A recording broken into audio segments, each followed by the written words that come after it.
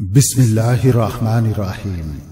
পৃথিবীতে যখন জ্বলে উঠেছিল অশান্তির দাবানল, গোত্রে গোত্রে সংঘাত, হিংসা, রাহাজানি আর মানবতাকে ভুলুণ্ঠিত করার মতো অসংখ্য পাপাচারে মত্ত হয়ে যখন মানব জাতির মুক্তির সকল দুয়ার রুদ্ধ হয়ে গিয়েছিল, শান্তির অন্বেষায় যখন মজলুম মানব সম্প্রদায় মাথা কুটে মরছিল, তখন বিশ্ববাসীর তরে রাহমাত হিসাবে এ পৃথিবীতে এসেছিলেন মানবতার মুক্তিদূত মুহাম্মদুর রাসূলুল্লাহ সাল্লাল্লাহু আলাইহি ওয়াসাল্লাম।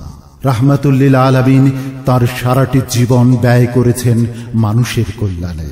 উম্মতের কল্যাণ চিন্তায় কেটেছে তার প্রতিটি মুহূর্ত। এমনকি বিদায়ের চূড়ান্ত ক্ষণেও আমাদের চিন্তায় তিনি ছিলেন পেরেশান। যার মাধ্যমে আমরা পেলাম সত্যের দিশা, যার বদৌলতে পেলাম মহান স্রষ্টা আল্লাহ রাব্বুল আলামিনের সঙ্গে সম্পর্ক গড়ার সহজ সরল পথ, যার উসিলায় আমরা পেয়ে ধন্য হয়েছি আল কোরআনুল কারীমের মতো ঐশী কিতাব, যার বেনজির কুরবানির মাধ্যমে আজ বিশ্বজুড়ে পথ পথ করে উঠছে হিদায়াতের শুভ্র পতাকা। সেই সর্বশ্রেষ্ঠ মহামানব রাসূলে আকরাম সাল্লাল্লাহু আলাইহি ওয়াসাল্লাম আজ শুয়ে আছেন সোনার মদিনায় সবুজ গম্বুজের নিচে। সে জমিন তো আমাদের পরম প্রিয় জমিন। প্রতিটি মুসলমানের অন্তর বেকুল হয়ে থাকে রওজায়ে আতহারের পাশে দাঁড়িয়ে রাসূলের শানে সালাম দরুদ পেশ করার তামান্নায়। দেহ পিঞ্জিরায় আবদ্ধ মন সকল প্রতিকূলতাকে ডিঙিয়ে ছুটে যেতে চায় সেই পবিত্রতম স্থানে।